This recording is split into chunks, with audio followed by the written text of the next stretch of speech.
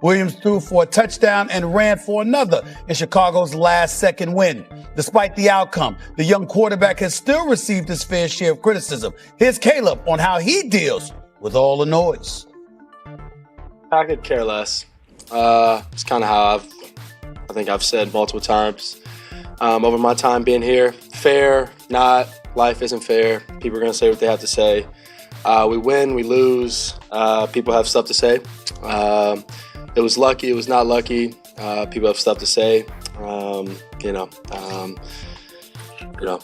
Have a bad game, have a good game. People have stuff to say. So it doesn't matter. We're only worried about what's going on here within this building and with these guys. So that's all I can say about that.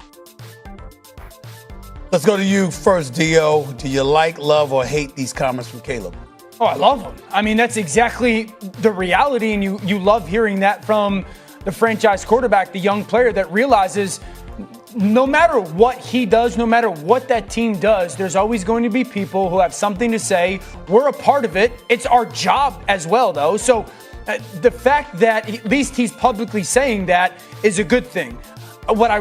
The next level for him is to make sure that he follows it with his actions. He follows it with not being upset or sensitive to when people are going to jump on him or criticize his play or whatnot. So I think he handled that situation very well. And they're 3 in a row. He's played good. He's played consistently improved football. He's saying the right things. What about you, Mina? Yeah, I completely agree. I think for those who don't know, the comment there that caught my eye was that it was lucky, which I believe is a reference to a comment that our colleague Troy Aikman made during the game about a busted coverage on the part of the Commanders. Troy was not wrong, but neither is Caleb. He is completely well within his rights to poke a little fun at that and take issue with it. So did the head coach, by the way, Ben Johnson. He kind of addressed it as well. I love it. I love this team, embracing that us against the world mentality. We see this all the time with great teams. I think it's totally fine for the quarterback to make a little joke about it. And Dan is right. It really just comes down to whether or not he backs it up with his play. Yeah. RC, what are your thoughts? What's going on in that building. And for Caleb Williams to say this says, I do hear it, but I can't allow it to affect who I am. And I love what we've seen from him the last 3 weeks since we watched him sort of come out and have a breakout game against the Dallas Cowboys. RC, I agree with you. Mina and Dan, here's where I would push back and challenge, and to a lesser degree, RC.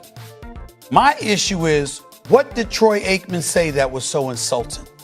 See, I get where y'all coming from, where we like the attitude from Caleb Williams. I believe in the brother. I believe the brother's got skills. And I've religiously brought up the fact that his first 18 games of the season, last year 17 games, he didn't miss a start, being sacked 68 times, on pace to only be sacked 34 times. This year was going to be a vast improvement, all right? Sack going to be cut in half. His first 18 games of his career, starting game 1 of this season, he had 3 different head coaches and 4 different offensive coordinators. But here's the part that I want to bring up, which really doesn't have anything to do with football as much as it does about life. Where was the insult? Troy Aikman was talking about the cat scampering down the sideline of Swift, and he just said they were lucky on that particular play.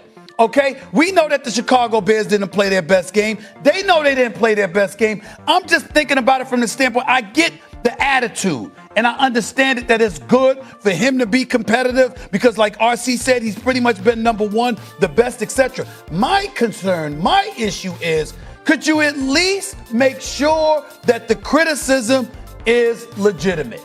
All right? Because to me, it really, really wasn't. Well, Troy Aikman and Joe Buck is calling a Monday Night Football game.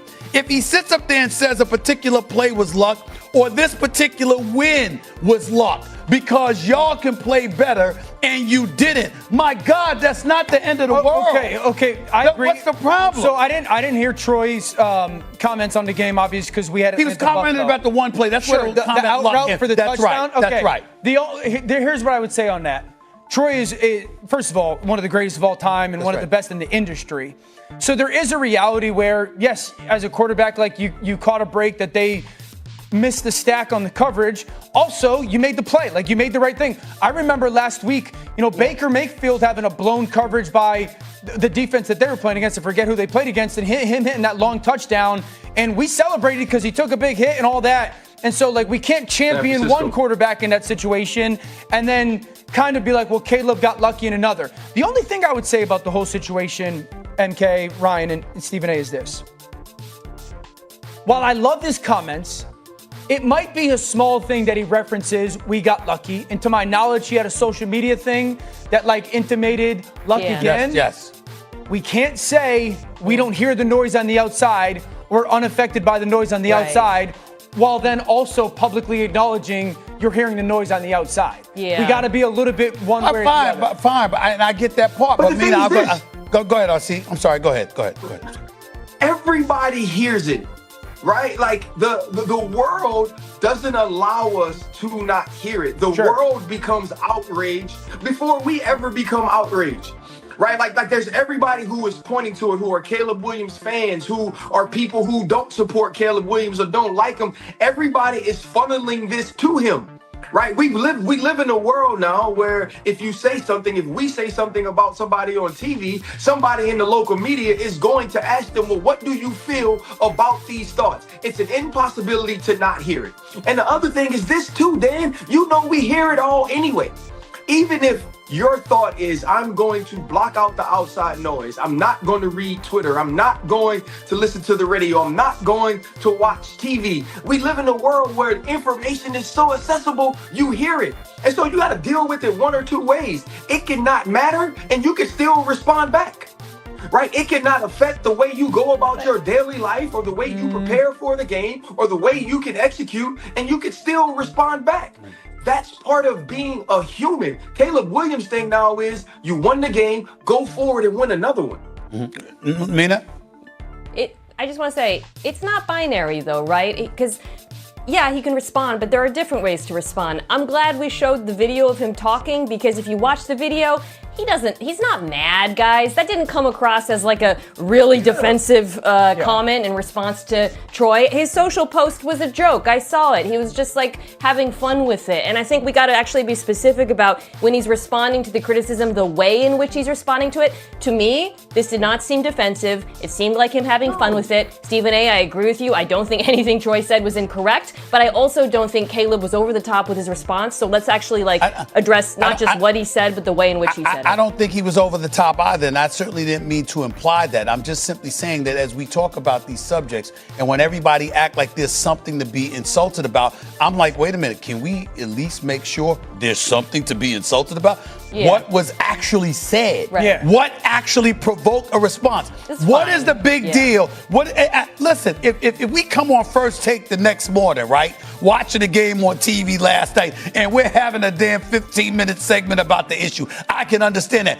Troy Aikman and Joe Buck get to call the damn game, Right. like literally live.